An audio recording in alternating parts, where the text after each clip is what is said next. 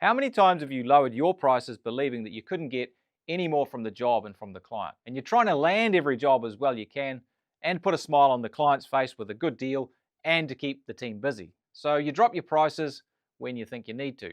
But the trouble is when you're doing that, you're actually eating into your own margins, often based on nothing more than a belief in what the client could pay or couldn't pay. Now, a better way to look at it is for all the different types of jobs you do to have a benchmark of profitability and actually aim for that when you price your work. Now, let's say you do a bunch of maintenance and service work. Well, you want a really high percentage for that. It should be 55% margin or more. And maybe you're doing building or renovation work, project work. Now, that should fall somewhere between 35 and 45%.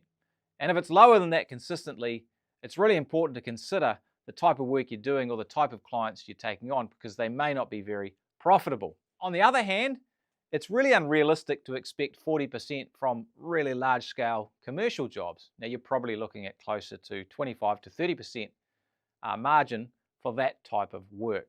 Now, use these benchmarks to determine the margin that you need to make on each job. And of course, you can adjust and tweak here and there as you go.